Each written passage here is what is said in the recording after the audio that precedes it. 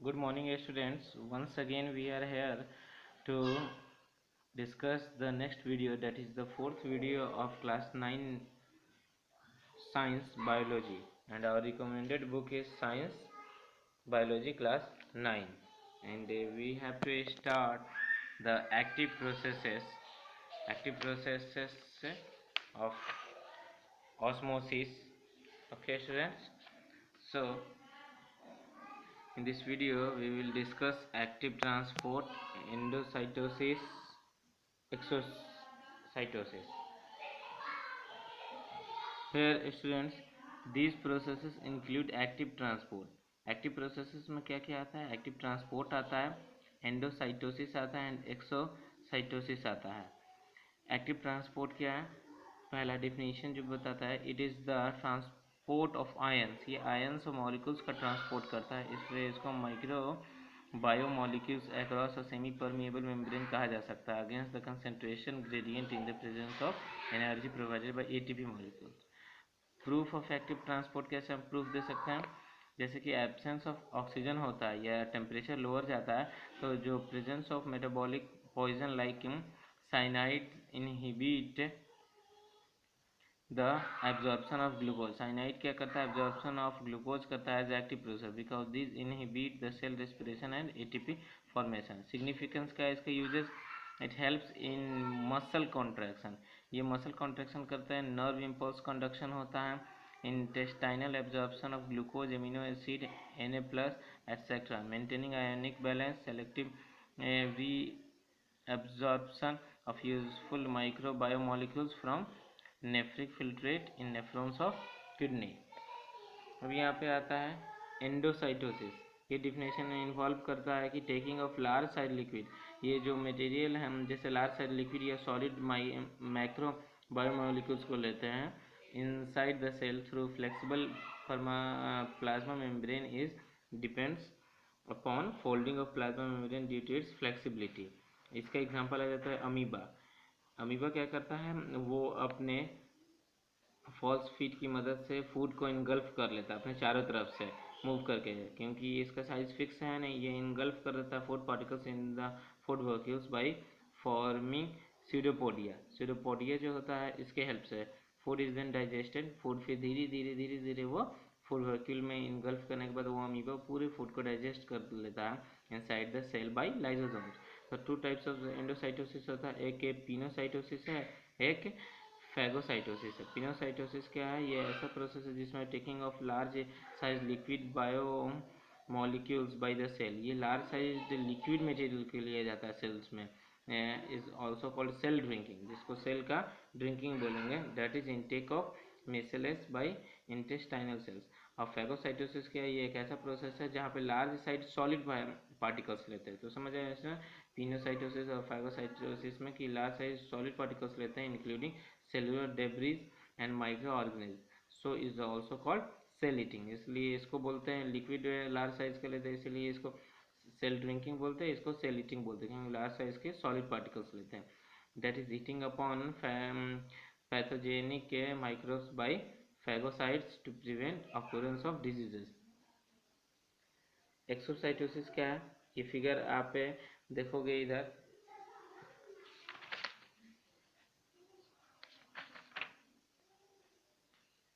40 number figure जो दिख रहा है स्टूडेंट, ये है एक्सोसाइटोसिस। एक्सोसाइटोसिस क्या बोलता है? It involves the expelling of large size materials outside. ये सेल के अंदर नहीं लेता है, ये सेल में अगर ऑलरेडी प्रेजेंट कोई बेकार या अनयूज्ड है लार्ज साइज मटेरियल से उसको बाहर फेंक देता है थ्रू द सेल मेम्ब्रेन के हेल्प से। It is also called cell vomiting, इसको हम लोग सेल वोमिटिंग और या इफेगी बोल सकते हैं। एग्जाम्पल्स क्या? Release of secretion of glandular cells of liver, pancreas, etc. in secretory vessels. These secretions may be enzymes। इस secretion में क्या enzymes हो सकता है, hormones हो सकता है, etc. Expelling of residual bodies with undigested food. Release of neurotransmitter at the synaptic knobs of the nerve cells। ये आपको फिगर दिखा रहा है कि इस तरह से अगर ये अनयूज पार्टिकल से ये धीरे धीरे धीरे किनारे लाने के बाद फेंक दिया जाता है। ये साइटोसॉइल है, ये एंडोसाइटोटिक वेसिलस, ये सेल सिक्रीशन है, ये प्लाज्मा मेम्ब्रेन है, इसके द्वारा ये सेल सिक्रीशन रिलीज ये बाहर निकाल दिया जा रहा है। अब नेक्स्ट टॉपिक हमारा स्टूडेंट्स है सेल वॉल। सेल वॉल हम लोग जानते हैं ये आउटर मोस्ट रिजिड पार्ट होता है सेल्स का। ये फ्रीली परमिएबल लेयर होते हैं जो फाउंड आउटसाइड द प्लाज्मा, जो प्लाज्मा मेम्ब्रेन के बाद में पाए जाते हैं, यानी कि आउटर मोस्ट सबसे लास्ट है in the plant cells. Bacteria, blue green algae and some protist and all fungi, it is absent from the animal cell, ये एनिमल सेल में नहीं होता। स्ट्रक्चर फंक्शन कैसा, cell wall of the plant cell is mainly formed of a fibrous polysaccharide called cellulose, ये एक fibrous material से बनता है जिसको हम लोग सेल्यूलोज बोल सकते हैं। While it is formed of peptidoglycan in bacteria and blue green algae cells, but it is formed of cytin in most of fungi। Function क्या होता है इसका student, cell wall is a protective, cell wall एक protective और supportive coat है जो कि plant cells के आउटर कवरिंग में पाया जाता है। It also provides a definite shape to the cell, ये प्लांट के सेल्स को क्या करता है कि एक डेफिनेट शेप प्रोड्यूस करता है। It is freely permeable to many solution, ये एकदम पूरी तरह से आज़ाद होता है, परमिएबल यानी कि किसी भी चीज़ को अंदर से बाहर, बाहर से अंदर पास करने के लिए। It exerts an inward wall pressure, ये एक अंदर की तरफ वॉल में, प्लाज्मा मेम्ब्रेन की तरफ अंदर की तरफ में वॉल प्रेशर बनाता है to resist the outward directed turgor pressure, क्योंकि बाहर से प्लांट सेल है तो बाहर से इसको दबाव वगैरह झेलना पड़ता है, तो अंदर की तरफ एक है वॉल प्रेशर बना के रखता है जिससे प्रेशर बैलेंस हो सके एक्सर्टेड बाय द सेल्स है, so the plant cells can withstand without bursting, तो प्लांट का सेल मौजूद रह सकता है विथस्टैंड रहे बिना डैमेज हुए या बर्स्ट किए हुए। Much greater changes in the surrounding medium than animal cells. So here in practice 1a we have completed the one part of this chapter, and here are some important points, okay students, and you have to practice these questions, practice question of 1a, okay। Now our next topic is nucleus। Nucleus क्या है students, ये ऑकुरेंस and position इसका समझना है। Nucleus एकदम important, most important part of the cell होता है। A true cell nucleus is absent in the prokaryote, एक ट्रू सेल्स जो होता है प्रोकारियोट्स में एब्सेंट रहता है, that is bacteria and blue green algae में। It is present in all the eukaryotic cells except mammalian except mammalian RBCs, sclerenchymal cells of the plants, sieve tubes, cells of pollen and tracheids, and vessels of xylem। Generally it is centric in position of the cell, ये cell के centre के position में रहता है, इसका shape Oval होता है, ये में भी कभी कभार ये स्फीयर के शेप में भी होता है students. In most of plant cells, the nucleus is eccentric due to presence of large size central organ। बहुत सारे प्लांट के सेल में न्यूक्लियस जो होता है एक्सेंट्रिक होता है, सेंटर से थोड़ा अलग भी हो सकता है, क्योंकि उस प्लांट सेल्स में बड़ा सा साइज का एक वॉक्यूल भी होता है। It was discovered by Robert brown 1831 में, इसका डिस्कवरी रॉबर्ट ब्राउन ने किया था स्टूडेंट 1831 में। स्ट्रक्चर क्या है, nucleus is formed of 4 component, ये 4 कंपोनेंट्स के होते हैं, आप देख सकते हो। This figure shows ribosomes,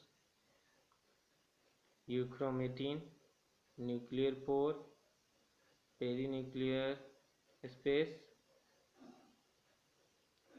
heterochromatin, perinucleolar chromatin, intranucleolar chromatin, nuclear envelope, inner membrane, outer membrane, endoplasmic reticulum, ये है students, and this is nucleolus.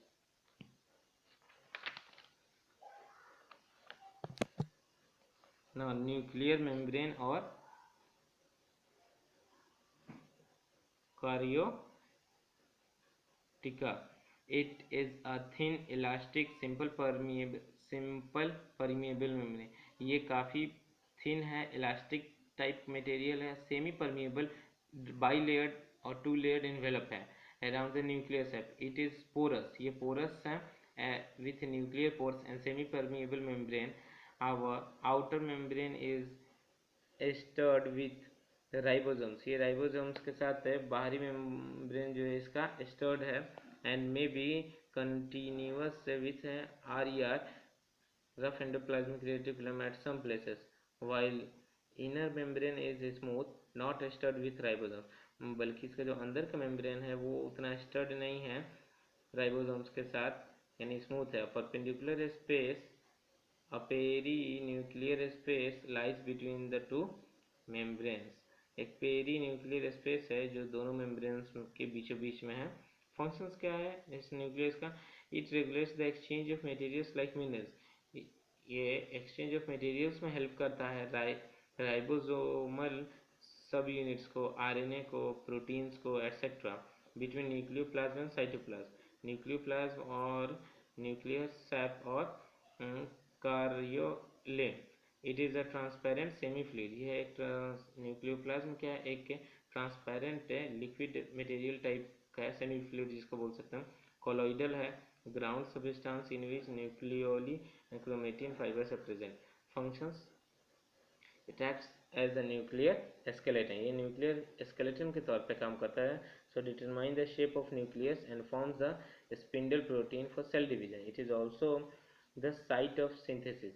यहाँ पे सिंथेसिस होते हैं ये सब प्रोटीन, जैसे आरएनए है, डीएनए है, राइबोसोमल सब यूनिट्स है. न्यूक्लियोलस क्या है, it is a dense spherical neck है. ये काफ़ी गाढ़ा है, स्फेरिकल और नेकेड है. इट मीन्स इसका कोई मेम्ब्रेन नहीं है. And darkly stained structure and is the site of information and the storehouse of RNAs, so help in the synthesis of ribosomes. Now nuclear chromatin. It is a darky stained network of long and fine thread called chromatin fibers, which during cell division condense by dehydration and spiraling to form a specific number of rods called chromosomes, term given by Waldeyer 1888. So that's all students for today. We will discuss the next topic in next video. Okay students, thank you, have a nice day.